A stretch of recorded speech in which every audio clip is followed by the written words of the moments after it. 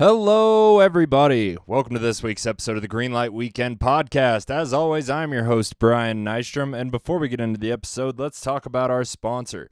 Our sponsor is Dead Room Comedy. Dead Room Comedy is a comedy group and production company based in Denver, Colorado, and they're absolutely crushing it. It is comprised of 4 very funny stand-up comedians, and together they are a super team. I don't know if that's what they want to be called, but whatever.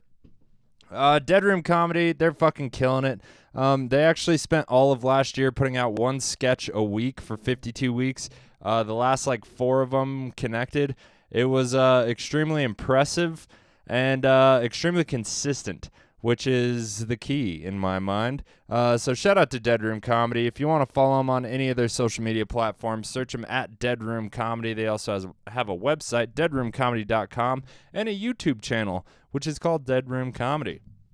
There's actually a Linktree link in the description of this episode. If you go down, you will see the Linktree link to Dead Room Comedy and to all of our things, me and Jadrien. The intro, outro music by Ethan Esparza and the Chava People. If you want to check out some more of their songs, there's the links to that. Links on links, boy. Let's get into it. We had a fun episode this week. It was just me and Jadrien. I feel like we needed some time to catch up. We've had a lot of guests lately. We hadn't really had a chance to talk since we got back from Arizona. You know what I mean? We're comics and we do podcasts together, but we don't really hang out unless we're doing comedy or a podcast. So this was a good opportunity for us to kind of download all that information to each other and just kind of talk about it. We call this episode Girls Night Out. Shout out to Andy Matthews for the beautiful ecstasy jar or whatever this is. I think it's a money jar that used to have a lid. That's what I think it is. It's a savings for Girls Night Out. But we had our Girls Night Out. We got sensitive, y'all. We got vulnerable. We talked about childhood friends, childhood memories, maybe things we regretted. Jadrien said he was a bully. It was deep. It was deep. Deeper than the Greenlight Weekend usually likes to go, but hey, we're all just people here and we're exploring what's inside, you know what I mean? We have a very special guest for you next week. He better fucking do the podcast. I'm not even going to say who his name is, but he hit me up weeks ago asking if he wanted to, or if we could do a podcast. So he better fucking be here for the podcast. You understand me? You'll find out next Friday. If he's not, it'll just be me and Jadrien yelling at this motherfucker. He also happens to be one of our sponsors. Don't worry about it. Everything will be fine. The sponsorship money already came in, boy. I got 9 months to figure out another one? Who cares? This makes no money whatsoever. This is a hobby that I love, and it got me good at talking on the microphone. It has also helped me make very good friends, like when I go to Arizona, and Josh Harrison, who's one of the best comics in Phoenix, is willing to fucking help me out. You know what I mean? So, that's what this podcast is for me. It's a great way to make friends. I hope it entertains you. I know some of you listen religiously, and God damn it, I appreciate you. You have no idea how much I appreciate you. If you listen to the good and the bad, a lot of people show up for the hitters, you know what I mean? They see it's got a bunch of hits, and then they listen to that one. That's fine. But, our diehards, the Greenlight Weekend fam, dog, I love you. I love you so much. I'm going to stop rambling. Once again, shout out to Ethan Esparza and the Chava People for the intro, outro music. Ladies and gentlemen, I hope you are ready for this week's episode because we came in hot. This is episode 176, Girls Night Out, with my favorite co-host, Jadrien Long. This white boy in a black frames got the right voice for this rap game. Hella tight noise, but stack change and he acts strange like psilocybin. Light a joint, let the track bang. Hit a bone, left all night long, ain't worried about a damn thing. Shooting missiles so official, my initial no is triple. I'm about to blow million shows and I said fuck a whistle. When you gone, how you know your friends will miss you? Reminiscing about high times, picking out their favorite issue. But wait, haters say how is it you gon' make it happen? I'm in the mountains, man. I'll bait the game for trapping. Bro, I was gonna go, and then you were like, so I was scared. I was nervous. Bianca at the end of that show. Oh man, I agree. I've never seen something like that before. That crowd work? Seeing a guy do an entire hour of crowd work. And then wrap it all up with a high energy summary of all the crowd work he did. Man, I love the idea that he can't, that at the end of it, Because that was the last night he was there. This is probably just all the frustrations that he had, like, within Tucson. The goddamn fucking construction in front of the club. Like, basically the entire set, after looking back at it, was a huge, like, fuck you guys. Fuck your town. I'm out. Dude, I can't wait to do that. Yeah, dude. I want to do that so bad. Go into a town and be, like, happy to be there. To some small town in Omaha. Yeah. And, like, a dive bar. There are, like, 4 seats. Yeah, first you're excited, and then you go back to the hotel the first night, you realize the neighbors are fucking loud. Oh, nice. And yeah, you jerk off because you're excited to be there. Yeah. And then the second I'm night, just glad to be a part of it. the second night, you're like getting over it. The road construction in front of the club pisses you off. You get pulled over. Like, it's just like starts beating you down. And The by neighbors the end, you're just like, started bringing out "Fuck toys. you! My fucking hotel room doesn't have hot water. This piece of shit town. Man, that's how I feel about this town right now. I'm so fucking tired of this place. Then again, I think that goes into just a bunch of other shit that I have going on in my life. I don't think it's the actual town because I love the people here. Durango kind of sucks if you're poor. Like, it's not the best place to be poor. It is if your idea of a good time is like taking a nap in a park, because we'll let you. Yeah. You know what I mean? But like, if Or you, doing mushrooms and walking around, which is right. Which is like, I have a joke about it. It's just a good time. It is the nicest Alone place I've or ever with been. anybody. Yeah. As far as like people are nice. Yeah. Like, you can pretty much take mushrooms, go into public, and not have a negative Yeah. situation. Yeah. Even homeless people. Everyone's going to smile at you. They're going to be like, have a good day. Yeah. Right. I've actually never had a homeless person like be upset with me here in town. I've seen them disappointed. Yeah, but they're always disappointed. Right. It sucks to be here if you're poor. Right. Full circle. Full circle. There we go, baby. We're coming. We're coming up. We're less than 3 minutes in, but we came full circle already. Yeah, dude. I don't even know if we left the beginning to come back around. I don't know. It's a whole thing. I saw Stand By Me for the first time last night. Right. It was a great movie. It's a classic. It's a fantastic movie. It's one of those movies. There aren't a lot of them. One of the ones that was kind of like this. It's in a different era, but like the movie Her with Joaquin Phoenix and Scarlett Johansson as the robot. What connection are you making? Sorry, that really didn't. I do recall the movie, But I don't see how they're alike. I remember when I was watching Her. I was like, this feels so fucking familiar. Like, kind of in just the way it feels and like the setup and the way like things progress. It just felt like something that had happened in my life, even though like there's still that level of outrageous likeness. Like I remember walking away from school, walking home or to where my mom was, and like walking with my friends, and just seeing that beginning part of the movie, I was like, oh, I feel like I've seen this all before. I feel like I've seen like sitting in the dirt and talking with my friends, and it just felt really familiar, and last night was like I took some mushrooms last night before I watched Stand By Me, and last night was like one of the first times that I really thought about the friends that I had in like middle school when I was like 12 years old. Right. Do you remember your friends when you were 12? Yeah, Phil Mexican was one of them. Yeah, it was all Mexican kids and then Phil. Oh yeah, I forget that you've known Phil pretty much all your life. Me and Cheese, man. Since my first memories, I've had Phil as a friend, which is cool. But That's amazing. We lived kind of far away from each other. Like, there was the same major city in common, but we lived on either side of it. Like, as far as you could without getting to the reservation on either side of it. You know what I mean? So it was like it was a big deal when we got together, but we didn't go to like school together for most of our life. It was like a 30-minute drive. Right. So my school friends were the Mexican kids. Yeah. And then like my best friend ride or die was Phil. But yeah, it was hard to get our parents to like get us together, you know? So when we did hang out, it was like, you're staying here for the weekend because I don't want to fucking drive here later. Oh, nice. You know, so it worked out in our advantage that way. Like, when we hung out, we fucking got into some Stand By Me shit. Like, we went on adventures, you know what I mean? We'd, like, go camp by the river and, like...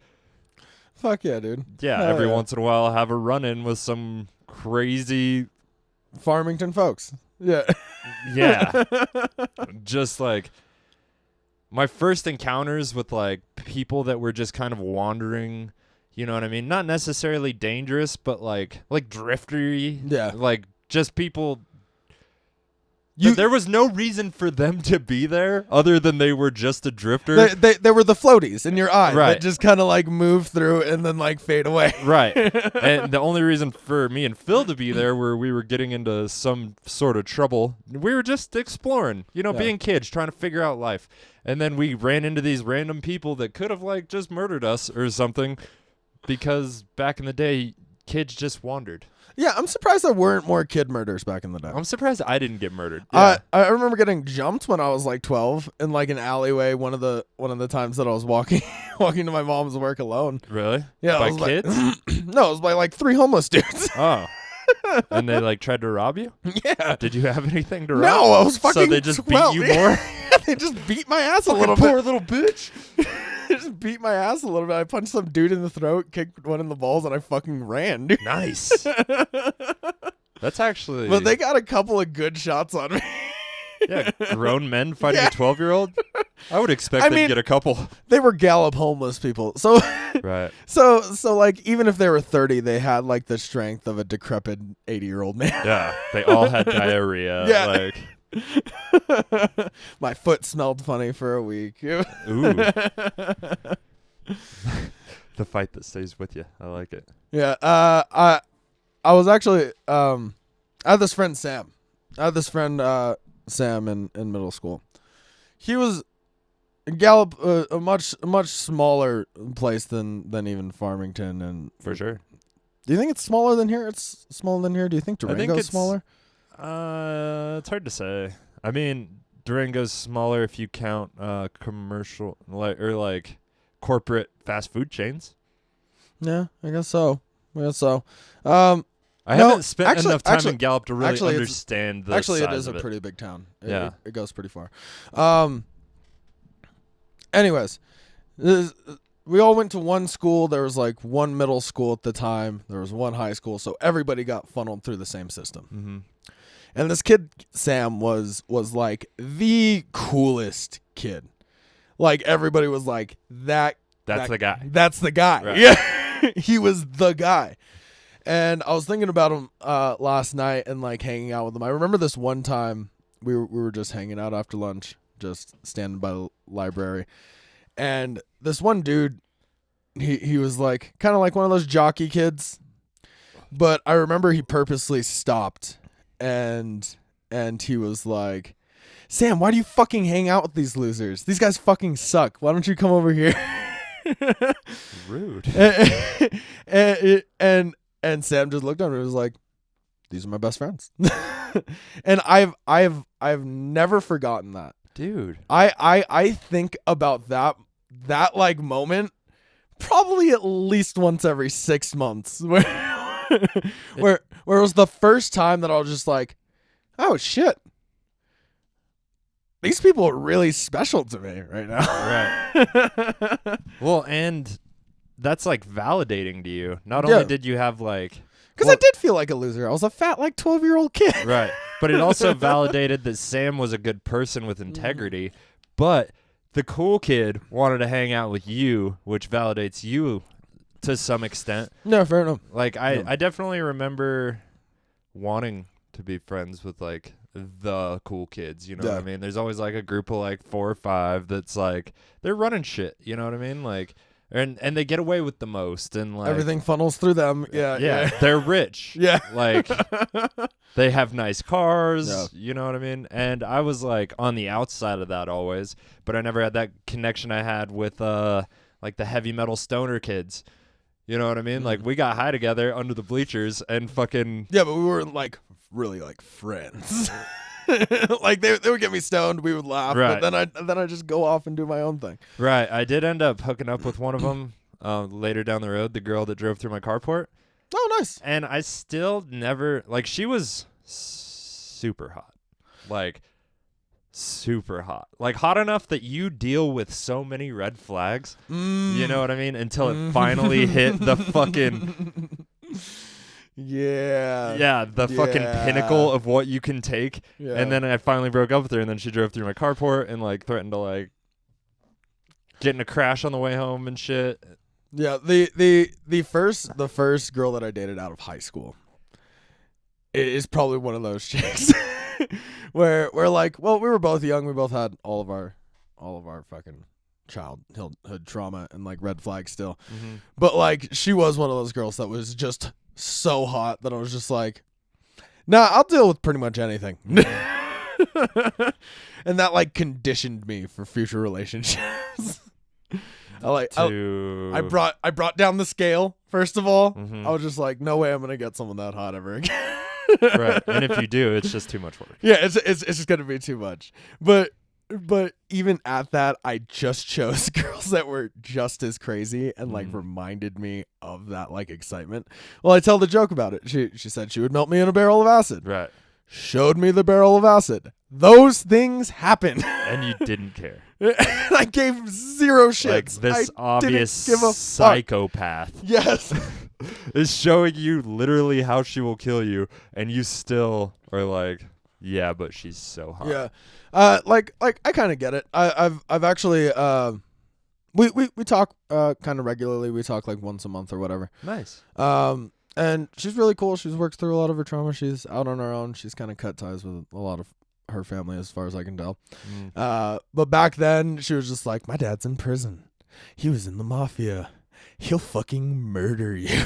And I was like, Jesus Christ, that's hot. Right. It was hot. Like all these fucking, it should have been a like, hey, over here, red flag. You were like, oh. Yeah. I totally get that. Yeah, I was a fucking 18-year-old drug dealer. This super hot chick, her dad was like a sheriff. Like, just stupid. Stupid. But she was so hot. And the sex was ridiculous. It was like the first ridiculous sex I ever had, too. Yeah. So I was like addicted to it. Like, I was addicted to this crazy bitch. Oh, no. Yeah, which is why we don't talk once a month.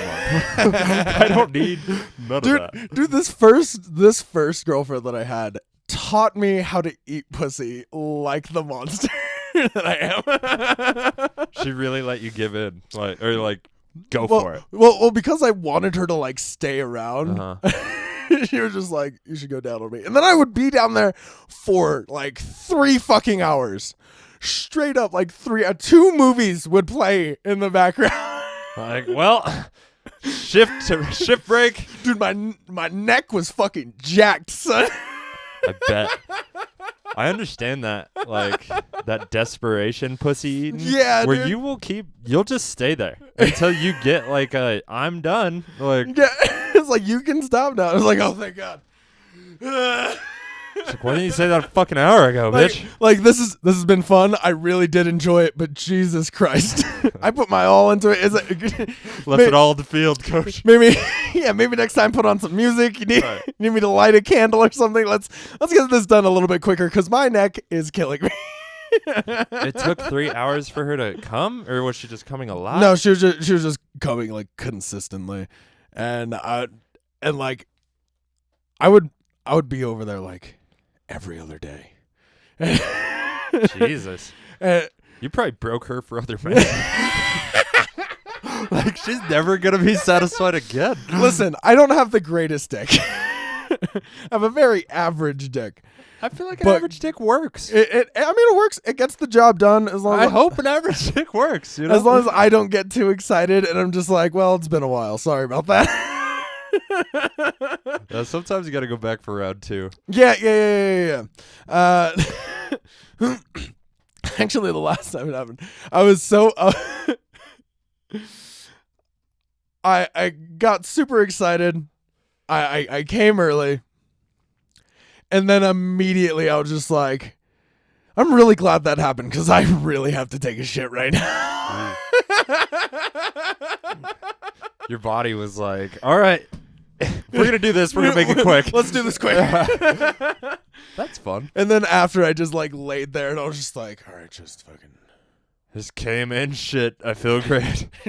No, I didn't even I didn't even take a shit. Oh. I just laid there and and I was just like, okay, I'll just slow it down. Let this wave subside. Let her fall asleep. So you can go take a shit without shame. Yeah.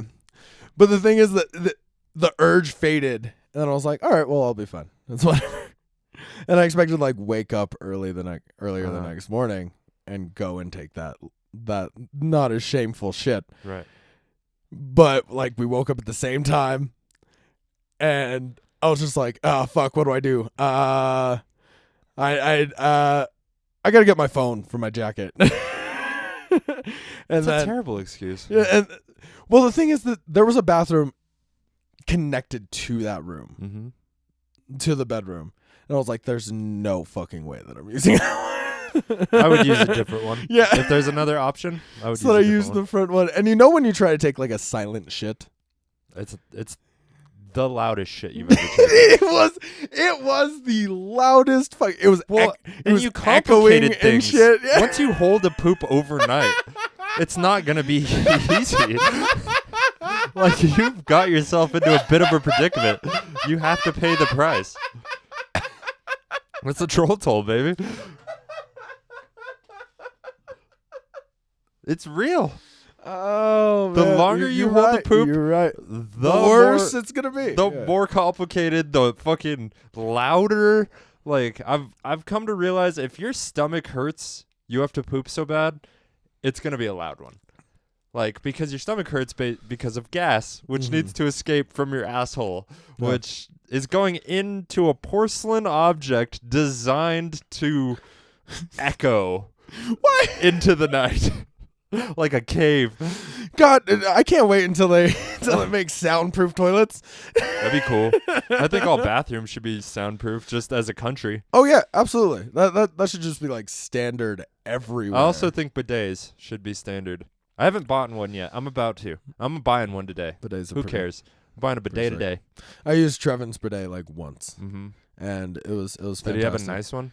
I mean, it was just like a plug and play one. Didn't have like a blow dryer on it. No, like it wasn't like its own like separate like toilet that just sprayed water into your asshole.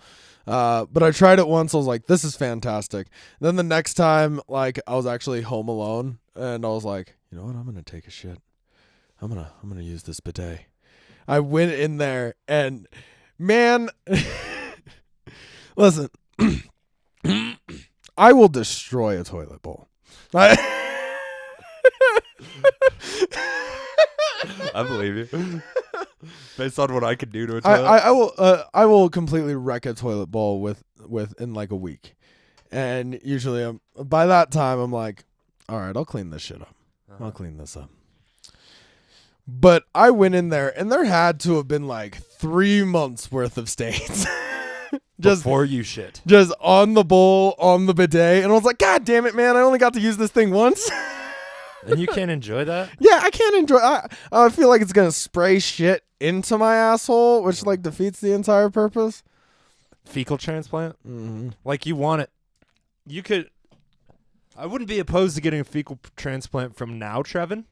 Yeah. You know what I mean? Like, it might help. Oh yeah, your gut biome might. It might actually. Like, it might actually help. But before, I bet now he has like a super clean toilet. Right. I bet it's clean all the time. The no, inside no looks like the streaking outside. at all. Yeah. Well, he's probably got more women around. No, this is true. So you're gonna keep a cleaner toilet. It does help that when women do come by to be like, all right, I guess we gotta clean this thing. Dude, as a single dude, that's the only reason I clean my house ever. Dude, was if I was gonna get some pussy, baby. Like I would. Who cares? I don't care if the house is dirty. I'm a fucking monster. Dude, after Emma moved out, and I appreciate Emma so much for all that she like she cleans, she cooks, like she's good for views. Like we could definitely do more around the house. Because I remember after she moved out of the other place, dude, it got gross real fucking quick. Neither of you were like bringing women home. Yeah, neither of us were bringing women home. It got like gross super quick, and we cleaned it up once, and we were kind of just like, all right, we're not gonna bring anything in. Right. And it stayed pretty good, but like it definitely helps to have women around, like either to know that women are coming over frequently, like even friends. Yeah, even friends. Even like dude friends. I'm not gonna give a fuck. I'm not gonna clean my toilet for you. Suck a dick. Yeah, you'll be fine. Yeah, unless you're like a big comic. Fuck you. Like if Sam Talent came over, I'd probably clean the toilet, and he would destroy it. But that's fine. And then you'd save it and just be like, "That's Sam Talent shit." I would definitely post Sam Talent shit stains. Oh yeah, no, post them streaks. Yeah, he's about to do a UK tour with Tim Dillon. No fucking way. I hosted for that guy. No fucking way. Hell yeah, man. Dude, he's really fucking crushing. Hell yeah. So we got to talking about like first girlfriends, but I also still wanted to reminisce about middle school friends, Okay. like events that happened. Well, did you have any like prominent memories from your like school friends? Because like you had Phil. Mm-hmm. We went to middle school together. Yeah. Yeah, which was cool. I had a few friends that lived around me in the neighborhood, but turns out that they were those cool kids, and I never really. Oh, okay. You always felt like the odd man out a little bit. But they lived right next to me, so it like made sense to like hang out with them. Yeah. You know what I mean? But I think at one point I may have like wanted to be friends with them so bad, maybe I wasn't a great friend to Phil, and I do regret that. Yeah. But the cool thing about Phil is he's an extremely honest person who has always been more mature than me, especially like emotionally and like about friendship and stuff. And he checked me, you know what I mean? It's just like, this isn't what friends do, you know what I mean? Yeah. And like it really like made me think and be a better friend. Do you remember like what happened? Not necessarily.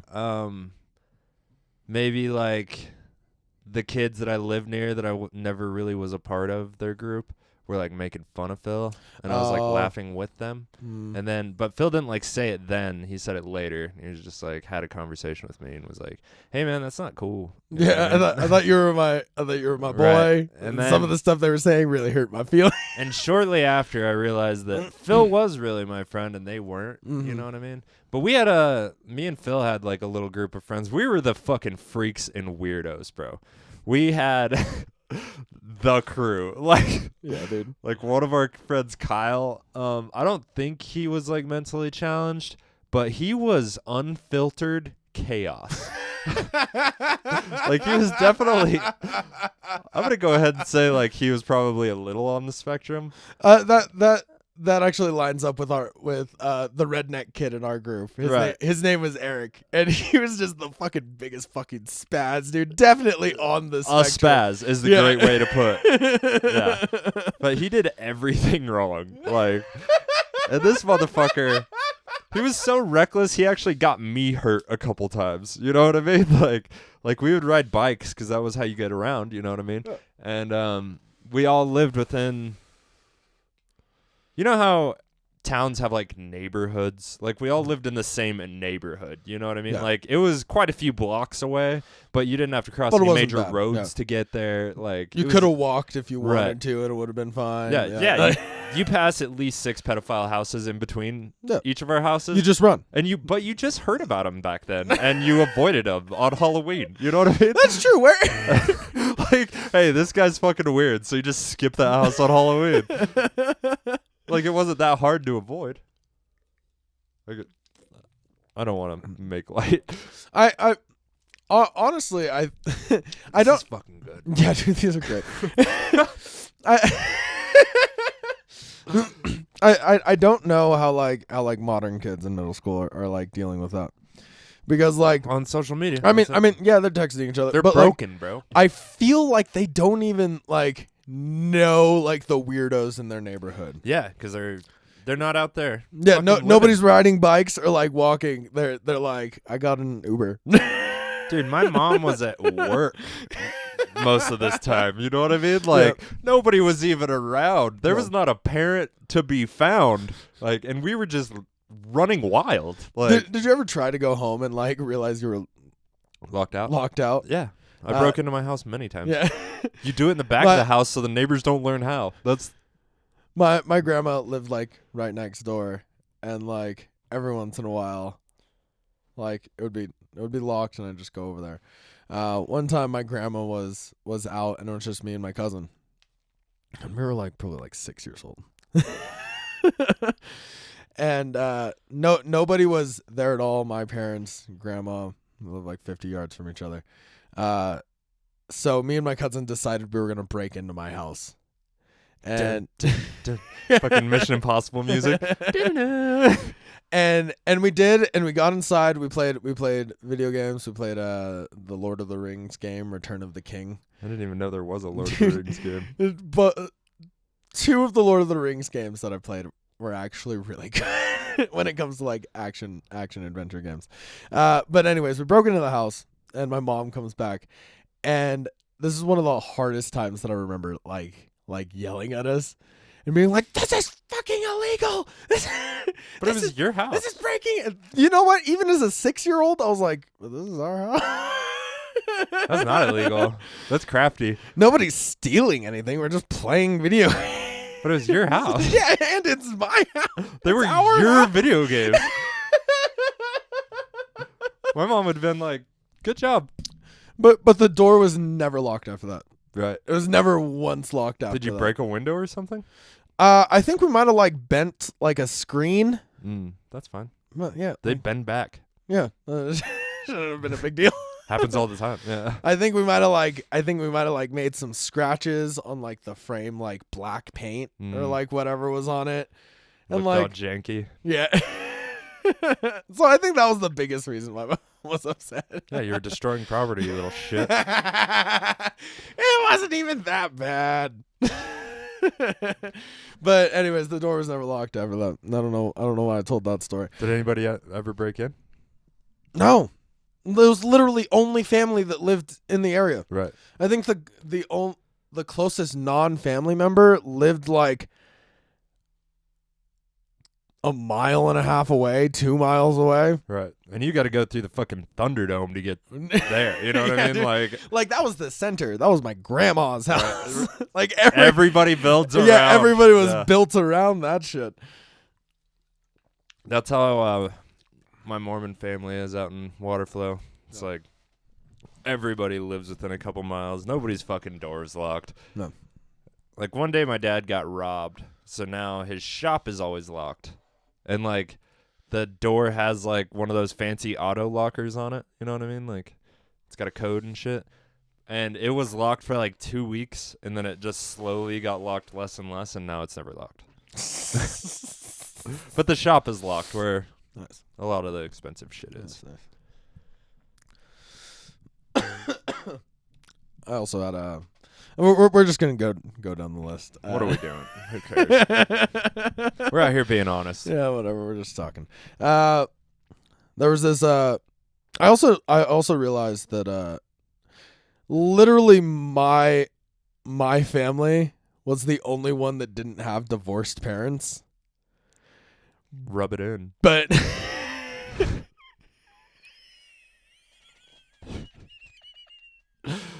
So you had the unhappiest family because they just fought all the time and never did anything about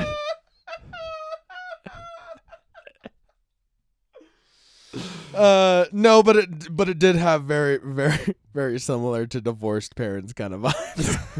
Because my dad was gone all the time. Musician. He did shows and stuff. He was very active in like the mental health community. Really? That's cool. No, which is actually something that like I'm trying that like is part of like the bigger vision for everything that I'm trying to do is like get a big enough platform so I can be like, hey, don't fucking kill yourself like my dad did. In those words. That's the commercial right there. Yeah, that's the commercial. And then just laugh like that, like a fucking crazy person. I'll try if you try. Oh. Oh, did you ever? Did you have friends with happy homes, or were all your friends sad too?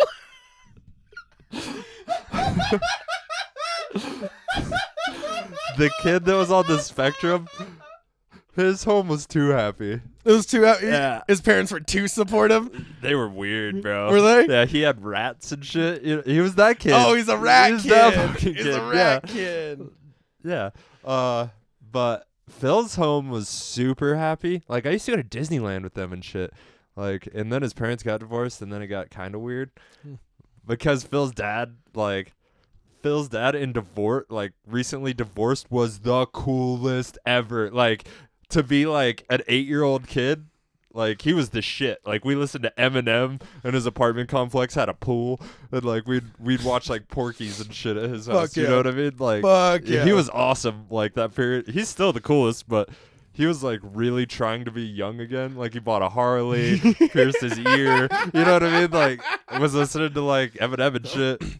When I think about it, he was, like, less than 30. Yeah, he was a young yeah, dude. you Yeah, know? he had to have been like, or at least like early 30s, because that's He was some- definitely, like, mid-20s. Yeah, that was like some early energy. I can imagine me doing that. No, exactly. Like, when I look back at it, just because he seemed so together as a married dude with the kids, you know what I mean? He seemed... Well, also as a kid, you see any adult besides like homeless people, and you're like, wow, Right. they have it all together. And then he just went wild, like, after the divorce, whereas my dad never did. So it was, yeah. cool to hang out with him, you know? Like, when I okay. was hanging out with Phil and just his dad, we did fun things, you know what I mean? Because he was just, like, he wanted us to think he was cool, too, you know what I mean? Like, so it was, like, super fun. But, no, like, Phil's family was, like, the ideal family. Like, his dad loved the shit out of him. His mom's the best. And they were all still together, you know? But after they got divorced, it got a little weird. But they were still the best. Like, Granted, like I assume they never like yelled at each other. It was not in front of us. yeah. But Phil did find out about the divorce on Y2K. Like New Year's Day, Y2K? Because his birthday was the next day. So all of us were over there. And something happened during New Year's that we found out that they were getting divorced. You know what I mean? Like, because it was his birthday party. Like, but everybody was worried about, like, Y2. We were 10. Everybody was worried about Y2K because of the technology and stuff. Yeah, everything was going to reset. be Whatever. useless, I remember that being a big part of the evening. And then somehow Phil found out his parents were getting divorced, like, on his birthday party. And we got on our bikes because he was all hurt, but, like, he was sad. You know what I mean? Like, he was feeling a lot of feelings He was as like, a 10-year-old. I just need to ride my bike. Yeah, man. on his 10th birthday. Oh, But it was, like, man. almost midnight. It was dark, and we were just riding bikes around the neighborhood. My mom had no idea we were out and about. She would have been pissed. But we were just, like, lighting fireworks in other people's front yards and shit. And, like, just, like, riding around the neighborhood. It's all right, man. Distract yourself with these firecrackers. I was 9. It was Phil's 10th birthday, yeah. And we had fireworks. Yeah, dude. We got the cops called on us every year for fireworks. Like, Fuck yeah. right in front of Phil's house. It's his birthday Fuck party. yeah. Fucking, you know, artillery shells and shit. I think we had like a couple cops, or at least like people that were really close with cops in our family. And even though we lived out on the res, where we definitely shouldn't have been lighting fireworks. Really? That's where you buy them. I mean, they have huge tents in Gallup. Yeah. Like they have like 5 or 6 tents. I worked at a fireworks stand. It seems like a lot of fun. That's kind of fun. It's a lot like barking for a comedy Oh, show. smells like gunpowder. Yeah. Oh, Yeah, and that's a good smell. the family that owned it, their daughter was, like, the hottest girl in our school. And she had a hot sister. And, like, they were around. You know what I mean? Yeah. Like, if you worked at the fireworks stand, you were guaranteed to at least have some one-on-one time with them, Yeah. which was, like, a big deal. Because they were, like, ridiculously hot. But they were a little Nice. too goody two-shoes. Nice. Nothing ever happened. I think Yeah. I kissed one on a Ferris wheel. I think it was the younger one. Fuck yeah. Okay. There weren't too many of those. I mean, it was Gallup.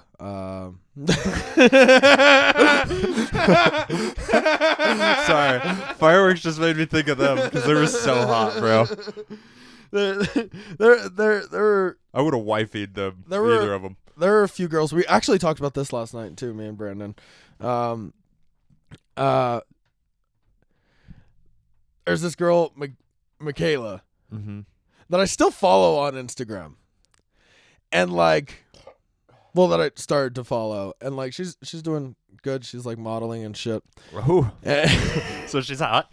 Yeah, and I only ever talked to her like maybe like 2 or 3 times, like the entire time. We went to the same school. I think we were band together. And you had like 3 interactions. Yeah. But she was a big part of your life, huh? Yeah. I was like, oh my god, she's so pretty, and she's still fucking gorgeous. But like, Do you think she remembers you? yeah. Nice. Like 8 months ago, like almost a year ago, I messaged her and I was like, hey. The entire time we were in school, I had like the biggest crush on you. I'm glad to see you're doing okay. Just wanted to wish you luck in all like your future things. I don't know why I sent it, man. I don't know why I was just like, you know what? Like, I thought about it every once in a while. It was like your closure. Yeah. It was just like, hey, nothing ever came out of this, but I never actually told you. Like, this is something that I had felt in the past. Shoot, boy. Yeah. And then she heart reacted it, and I was like, fuck yeah. But never responded? No. She just liked it? Yeah. I hate that that's an option. No, it's such a cop-out. I actually think she messaged back, and she was like, oh, thank you. Or something like that. So you're telling jokes now? Okay.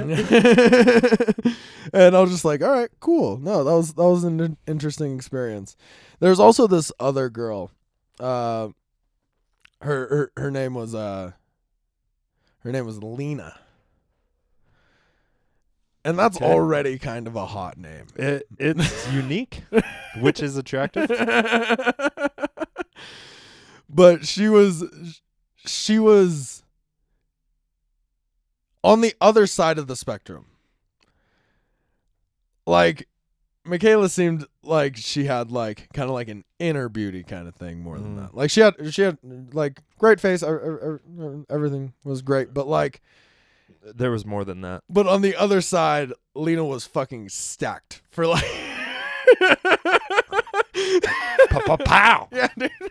And I man, dude, there's so many. I wish I had thought of all of these last night for the mic when they were just like, tell some childhood stories. Is that what sparked this? Yeah, I guess so. Also taking mushrooms and watching Stand By Me. Forgot about that part. Yeah. You and Brandon Yeah. took mushrooms, watched Stand By Me, No, it holding hands. was just me. Uh. It was just me. On mushrooms. We watched it together, but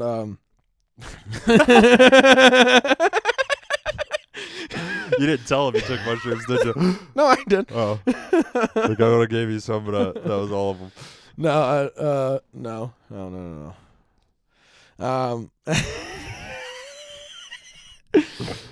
Dude, I'm watching Stand By Me later. Dude, it was a good time. But I remember we were in drama together, and she was like really friendly, very like a touchy, like, Lena? kind of person. Yeah. Okay. And so it was just like, oh, I don't have to worry about making first contact because you're already here. Nice. And like that was one of the first times that I ever cheated on a girlfriend. Was with Lena during drama. She was so hot that your morals didn't matter. Yeah, just gave zero shits. Yeah. I was like, let's fucking go. It was just, I don't know, man. I'm just reminiscing. It's weird to remember people that I haven't thought of in a while. Right. I guess this was right after high school, but I worked with this girl that I was always in love with. Mhm. Like, she was just she was almost like too hot for me to like talk too much. But we worked together after high school, and she like reciprocated those feelings. She was just like, "Hi, I was always kind of nervous to talk to you." You know what I mean? I had one of those happen when me and the baby mama like took a break one of the times that we had been together. And same thing. Girl was just like, "Hey, I've always kind of been into you." And dude, it's a weird experience. No, it was great. I didn't cheat on anybody with her, but she was so hot that I didn't care. She had the scariest boyfriend in the world. Like, he was a terrifying dude. He was fucking scary. Like, and jacked, and he drove like a 1970 Mustang and shit. And like, he was cool and scary and would maybe murder me. Like, he was unstable-y. Okay. Which says a lot about her. He would have been the bully in Stand By Me. He was a bully for sure. Yeah. But this was after high school. Like, it's different levels of bully. Like, yeah, like it's just violence at that point. It's not like. But I knew that was her boyfriend, and I always thought he was such a dickhead. Yeah. Like, he was a few years older than me, and so we like fucked in the mop closet at the restaurant I worked at. And shit. Fuck like, yeah. Yeah. Fucked in the back of my dude. Cherokee. But she was so hot, I didn't care. Yeah, but dude. I always knew this dude was a piece of shit. And then like 3 years ago, it came out he's a pedophile and like got arrested and like all kinds of shit. Oh, well, I'm glad he's for going like away. child porn, like distribution. Jesus Christ. Yeah. Jesus. When I saw it in the paper, I was like, I knew that motherfucker was a piece of shit. I can fucking tell. I fucked your girlfriend, son. You should go to his fucking trial and be like, "I fucked your girlfriend, bitch." Fuck no. I don't think he's going away for life. You know what I mean? Like, he's probably still terrifying. He ain't gonna find you. Yeah, it's not like I post my whereabouts all the time. It's not like we basically have a set schedule for where we're gonna be at any time of the week. Dude, if somebody has a problem with me, it's not hard to find Yeah, me. dude, it is so I'm the easy. most predictable. I show up the same fucking places every week at the same goddamn time. So much so that everybody knows my name, my drink order. Like, I've walked in so many times and Carlos already has a Monster and a water, and like that is not a long space to see somebody coming. No, same. Yeah. If I say hi to anybody before I say hi to Carlos, there is a beer before I say hi to him. Like, bam. Sometimes I'm like, I'm not drinking tonight, you piece of shit. And I'm like, I'm just kidding. I'm a drunk. Look at me, Carlos. You know I'm drinking. Look at me. Look at me. Piece of shit. Do you remember any specific bullies from when you were in middle school, or like did you ever have like a kid that you bullied? I don't think so. Mm-hmm. I don't think I really bullied anybody. I definitely, like, it's hard to say what constitutes a bully. Like, as far as, we had this kid that, he was like the kid that was super good at motocross. Mm-hmm. And he had like a couple little cronies that were kind of like too cool for school. Like, they were bullies in weird ways. His pit crew? Yeah, he had a pit crew. Yeah. But they all had like, one of them had super rich parents. He was just a little dick. But he was a small kid. I think that's why he was a dick. And he was like friends with Zach, who was like the coolest. He was great at, he was like a champion fucking motocross racer. You know what I mean? Like, he was in the paper all the time. Like, he was just a cool kid. But he was like a latchkey kid for real. Like, he would go home to no parents being there, hop on his dirt bike and go raise hell. You know what I mean? And like, there was a few times where him and his friends were like sitting on their roof waiting for kids to walk home from school with paintball guns and shit like that. Fuck You yeah, just be dude. like, fucking dick. You know, you just run away. Fuck yeah, But dude. like, that's Fuck as yeah. close as it got. Like, nobody really fucked with me. And No. when I got to high school, I got beat up a couple times because I was the new white kid to Kirtland High School. Yeah. But I was on the football team, so like the linemen had my back and shit. You know, once I caught a few footballs at practice, like I had friends immediately. You know. Yeah. Oh yeah. What about you? Did you get bullied or bully somebody? I got bullied in like early school. Mm. Well, I went to a Christian school until the 4th grade. 4th grade, first semester was at a res elementary school. Tight. Where I was like the only white kid. I had only ever been like involved in like church activities, unless I went to my grandma's and hung out with my cool cousin. Right.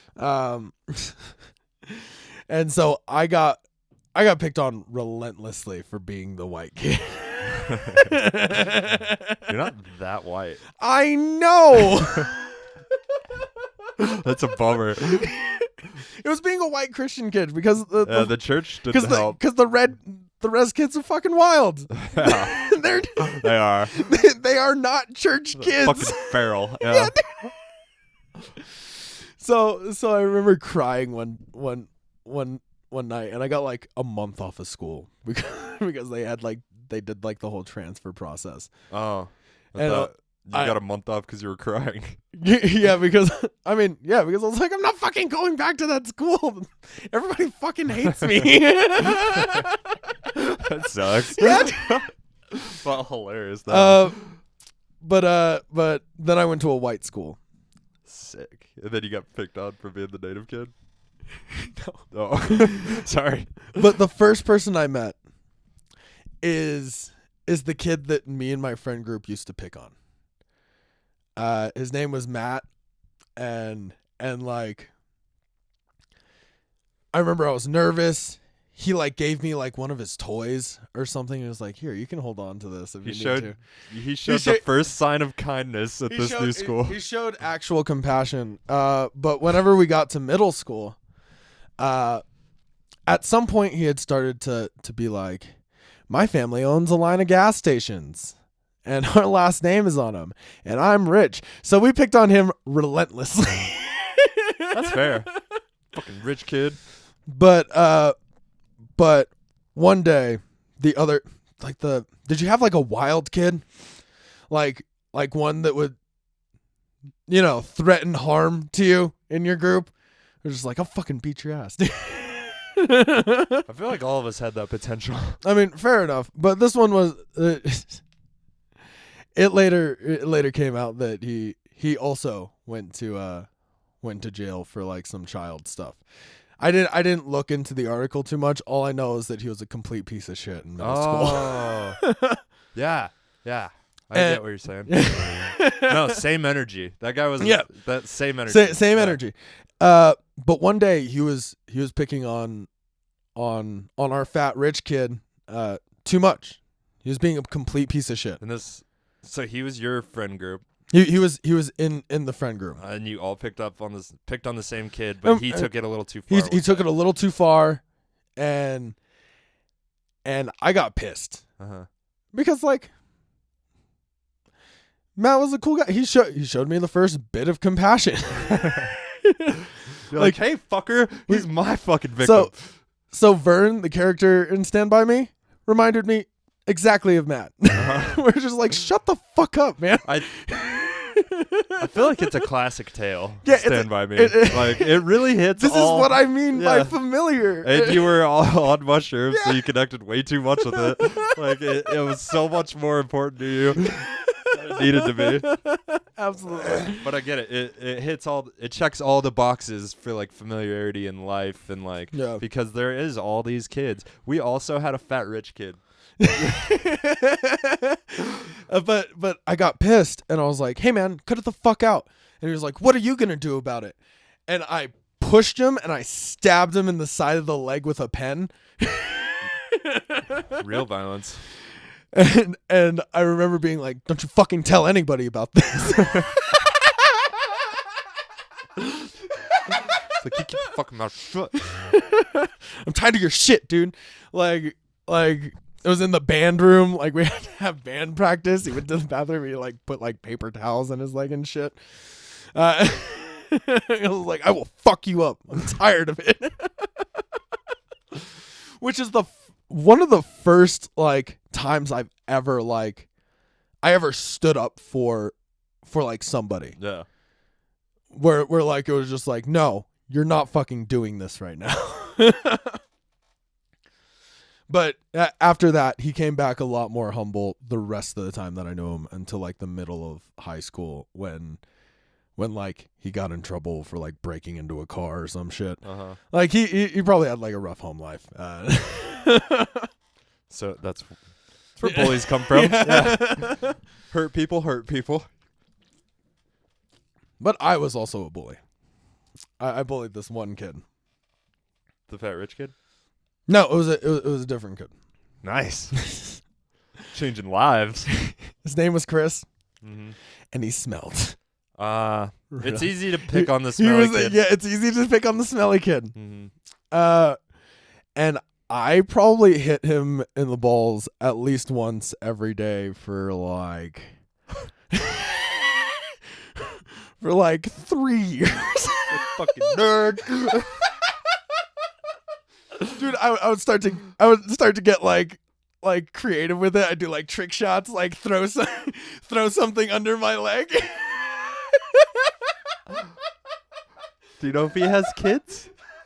What if he couldn't have kids because of you? No, but I do remember coming back for sophomore year, and like this was a pretty big change in my life where I was just like, oh, am I turning into a piece of... Because when I stabbed that kid, I felt a lot of power. I was just like, wow, he stopped fucking with us after that. Nobody could beat me up. Yeah, nobody. Fuck anybody. I remember thinking I was tough. But I remember coming back sophomore year, and he was just like, hey, man. But before anything else happened and I saw him, he was like, hey, man, I had my kidney burst because of all the times that you hit me in the balls. Burst during the summer. And I felt like shit. I felt like the biggest piece. I never bullied anybody after that. Like, besides, just basic shit talking. Right. But we went to college like years later, and I'd remembered it, and I was just like, hey man, I'm sorry about that. I'm like, I really hurt you. You had to get like a surgery and everything. And Bro. And he was like, oh, I just told you that so you'd stop hitting me in the balls. Tight move. Dude, did you feel better? I mean, I did. He was still like, but yeah, I appreciate it. It kind of sucked getting hit in the balls every day for 3 years. That makes sense. That really makes sense. And I was like, all right, yeah. It's interesting when you see people get bullied as adults, like working in a kitchen. You know what I mean? There's like one person that nobody fucking likes. They're usually not great at their job. They're like delusional, but like, and they're easy to shit on. Yeah. Stinky kids are easy to make fun of. The one at Steamworks I'm thinking of was the stinky guy.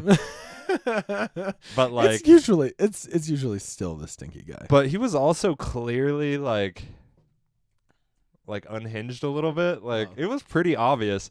Like, there was times where I was like, hey guys, maybe we need to back off Tyler so he doesn't kill himself. You know what I mean? Like, or fucking murder a customer right now. Like, somebody's gonna get a wrath that you do not want. Because we'd be so mean. And when shit's funny, it's easy to just be like, yeah, you piece of shit. You know what I mean? Just to stack on. But he sucked at his job. Like, it's easy to pick on those people when you genuinely have disdain. But but every once in a while you're like, I mean, he is a person who's obviously having a hard time. Yeah. You know what I mean? maybe we give him a break today. Guys, everybody want to back off? Yeah. I think he's homeless now. That's a bummer. No, that is a bummer. That sucks, man. We tried to give him a bed and he wouldn't listen. You know, people are like, I'm a grown up. I know how to do it. What are you going to do? Okay, bitch. Yeah, I don't feel... I mean, we all make choices. I'm not sure if we talked about this on the pod last time. When was the last time you let your anger get the best of you and like did some rash shit? I don't know. Because I've had my moments just like when I stabbed that kid in the leg where I was just like, no, fuck that. Right. I've punched the wall above my bed. There's some knuckle marks in that. Oh yeah. That was probably 4 years ago. No, I fucked that hard before. It wasn't even fucking. I wish it was fucking. That would be like a badge of honor. But I was. Honestly, that's just a weird like momentum to imagine. Just. I'm gonna do that tomorrow. Maybe not today because my tummy's a little weird. But tomorrow I'm fucking like that. Have some techno going, dude. Right. But anyways, you're saying. Oh, I think I just worked a lot of days in a row, and I was supposed to be off, and my boss called me and was like, "Yeah, we're gonna need you, and you gotta leave like now." You know what I mean? And I was fucking pissed, and I punched the wall. Like I was laying in bed, and I fucking and I didn't. There's a hole in the wall now. Fuck. That's all I can think of. I've definitely snapped, like verbally. Yeah. Like when I'm really angry, and then somebody says something, and it's just like, just way too mean, way too specific. Just tear somebody down with 10 words, like for no reason. Just because you're having a bad day, you know what I mean? Just like say some really hurtful shit. Oh man. Speaking of saying hurtful shit, so I've been doing this I've been doing this thing where if somebody pisses me off, in my head I will repeat this. I hope your tire goes flat and somebody stops and it's the most beautiful person that you've ever seen. And you have a long-lasting relationship. You guys have kids. You grow old together. You see your grandkids. And then they die first. But that's good. It's a long con, you know what I mean? Like, I hope 50 years, you have the worst day of your life. Like, I hope you have a great life. So 50 years from now, when the thing you love the most in this world dies, mauled by wild dogs. But I recently haven't let my anger get the best of me. The last time I did, it was when I stopped working at that sushi place that Trevin's parents own. Couldn't just leave it at that sushi place. Right, go East by Southwest. Sponsored by. Yeah, sponsored by East by Southwest. They might actually file a cease and desist. Durango Joe's. Sponsored by Bud Light. This has been a Girls Night Out production.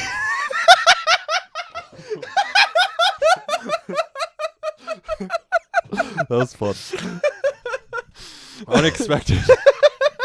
And you really slid it in there. You're just looking around the room, thinking of funny shit to say. But having a bad day, and the bartender was, he was joking. He was trying to be playful. So, dude, yeah, he went a little too far, and I fucking splashed 2 beers in his face. Like whole beers? Like whole. You threw beers at him? Whole beers. Boom. This was after you quit? No, this is like. This is why you quit? This is when I put in my 2 weeks. I was like, I think working this much here is kind of getting to my head. Like, you're going crazy? Yeah, pretty much. I was just like, I'm working myself to death. I need to take some time to myself. It was pretty close to when I had first started getting sober too. So I was like dealing with a lot of that emotional stuff. You should have worked at Walmart Vision Center. But he handled it like a real fucking professional. I'm so glad he did, because this dude is jacked and he would have fucked me. He's one of the few people that I probably wouldn't actually want to fight in this town. What happened? What did he say? He just looked calmly and he was just like, go outside and take a breath. That's some G shit. Yeah, dude. Dude, that's such an alpha move. Like, to be that composed. What did he say to make you throw beers at him? I don't even remember. It was. Wasn't that big of a deal? I think he had kind of I remember he'd been giving me shit all night. About putting your 2 weeks in? No, just giving me shit in general. Oh. Were you a good employee? I mean, yeah, whenever I try, I'm pretty good at my fucking job. Right. I believe you. But he was just giving me shit all night, and I should have said something. I should have been like, hey, man, not doing too great today. Like maybe chill. Right. I've had people tell me that, and it really puts it into perspective. Yeah. Because, like, sometimes you're taking your bad day out on somebody else that you think's going to take it, and you're the jacked guy in the room, so. No. But you never told him that. You just let it fester, right? Yeah, I never told him that. I just let it fester, and like that's the last time I've ever like lost control. I don't have. But honestly, like I probably would have fought him. Like if he wasn't such like a well composed dude, if he had made, you would have gone to jail that day. Yeah, if he would have made any kind of aggressive move at all, I already had the thought of just like, I'm gonna smash him in the face with this fucking pint. You're holding a weapon. Yeah, dude. But I mean, you really put the ball in his court. Yeah. Like once you threw those beers, you didn't have an option whether to fight or not. Like Yeah. it was He chose. It was out of your chose hands. to fight Yeah. or not. Yeah. Like you gave it to him. Yeah. Like, But God, I felt like such a piece of shit. I felt like such an asshole. did you apologize? Yeah. I apologized to him later that night, and I think I ended up actually crying. While apologizing? Yeah, I was like, listen, man, I'm sorry. I just. I bet he understood after that. Like, you know, he was probably like, kid's having a rough day.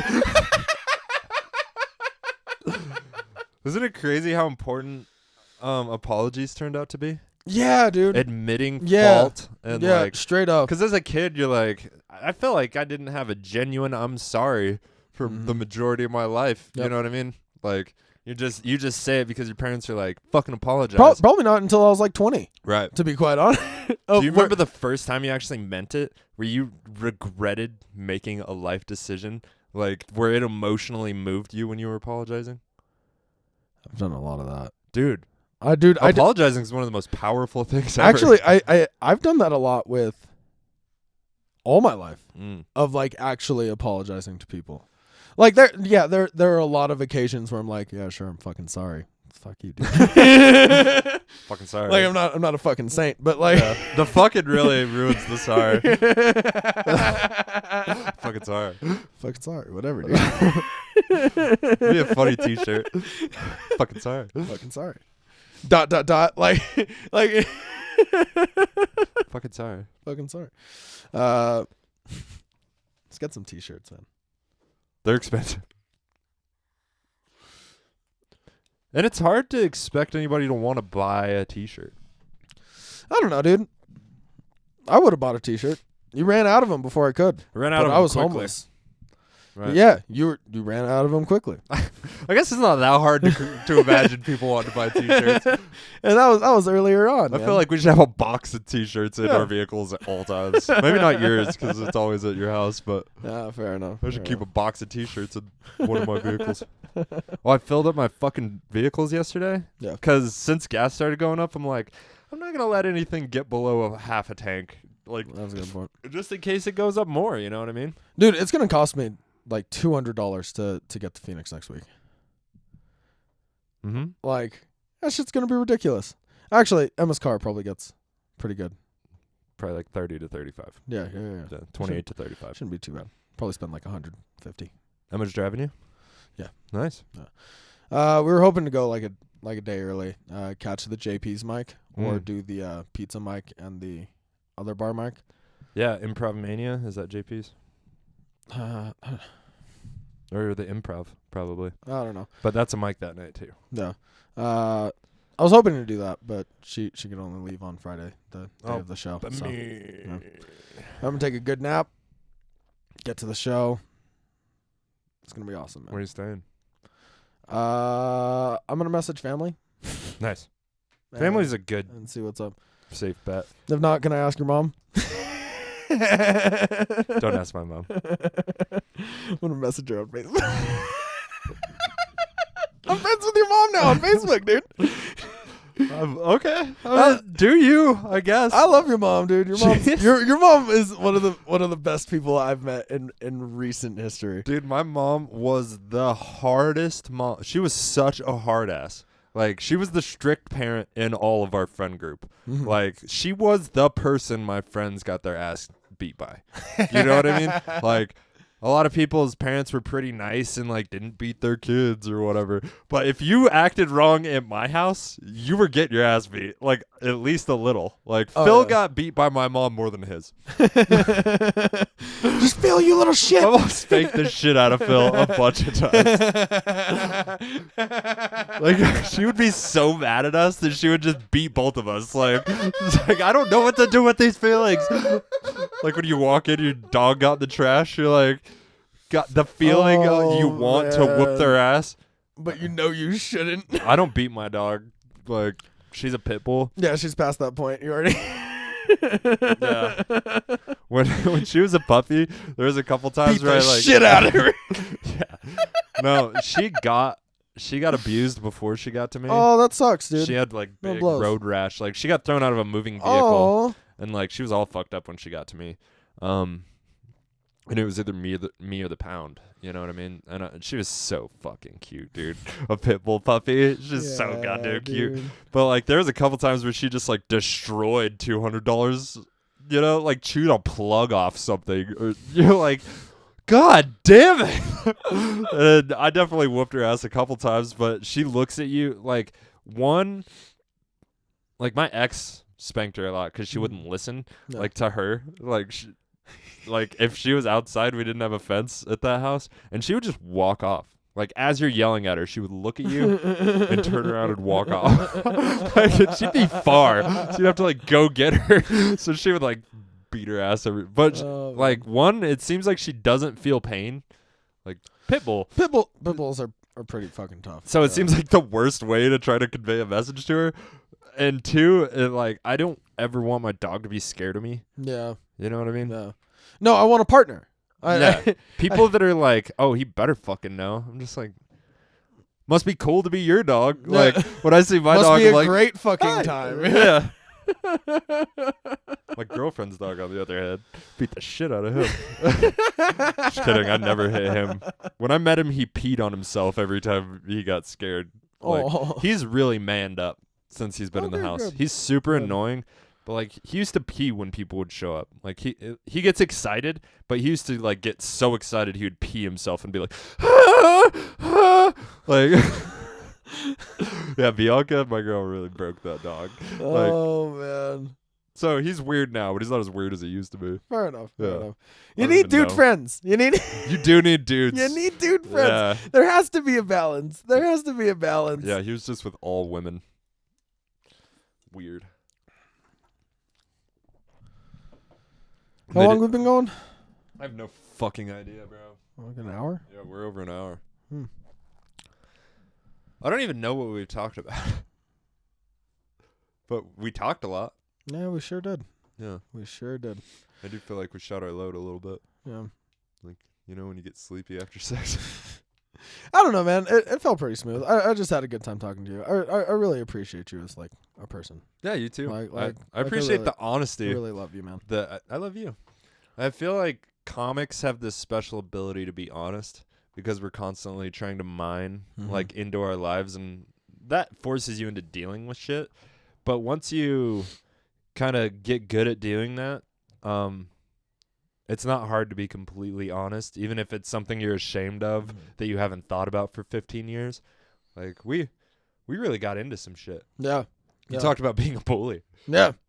No, that That's a little shameful. No, I talked about a couple of defining experiences that kind of set my morals.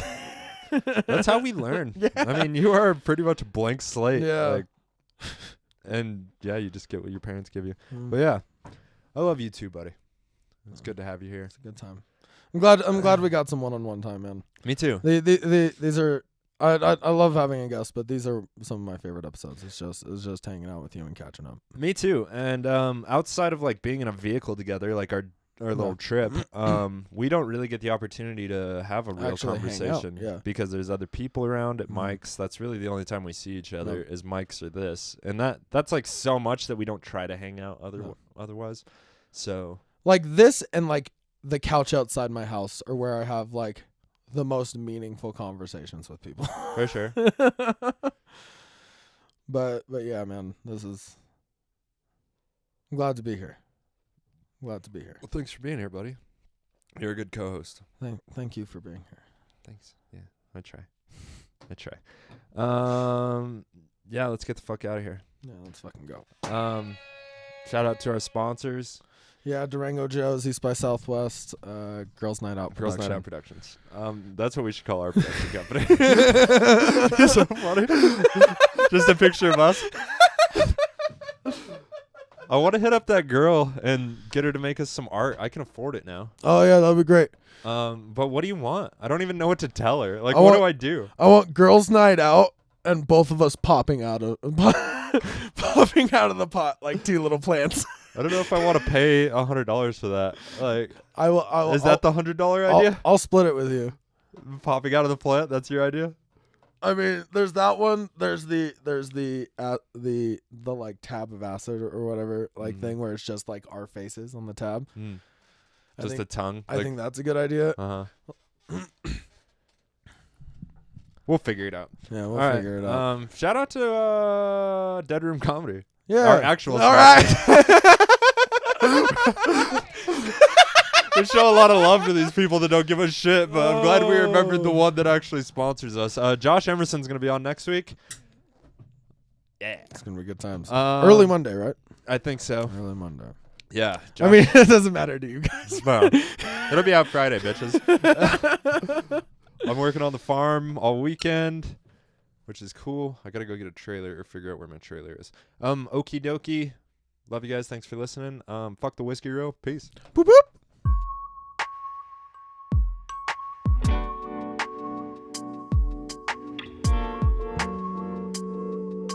I almost can't believe what I've seen today.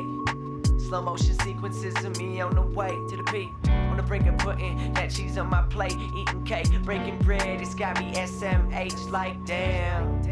This white boy in the black frames got the right voice for this rap game. Hella tight noise, but stack change and he acts strange. Like psilocybin, light a joint, let the track bang. Hit a bone, left all day long, ain't worried about a damn thing. Shooting missiles so official, my initial no is triple. I'm about to blow million shows and I said fuck a whistle.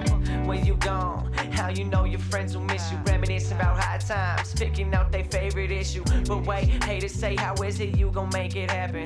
I'm in the mountains, man, I'll bait the game and trapping. Survival tactics, making blankets and jackets, microphone savage. Like fuck you bitch, I'm the baddest. Up to the party like it's a red carpet event. I pull up to the party like it's a red carpet event. Where you been, trip, where you going next? Everybody getting bent and them hoes heaven sent. Pull up to the party like it's a red carpet event. I pull up to the party like it's a red carpet event. Where you been, trip, where you going next? Everybody getting bent and them hoes heaven sent.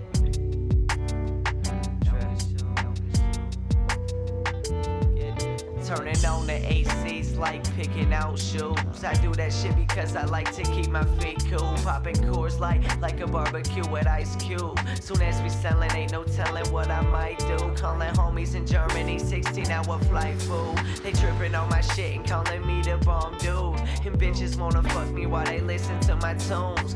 Face down, ass up, saying don't get shown. Eric saying when we get a couple European properties. Smooth living in this business, nobody stopping me. Meantime, I'm writing and stay rolling up them proper trees. Whack rappers blowing this game. They should get off their knees, shopping karma loop. When I got that cheese, it's kinda bullshit though. I want my jackets for free. I'm betting stacks on myself like the Italian team. Cause every day I live thinking I'm the baddest MC. Up to the party like it's a red carpet event. I pull up to the party like it's a red carpet event. Where you been, trip, where you going next? Everybody getting bent and them hoes heaven sent. Pull up to the party like it's a red carpet event. I pull up to the party like it's a red carpet event. Where you been, trip, where you going next? Everybody getting bent and them hoes heaven sent. I'm on my way now.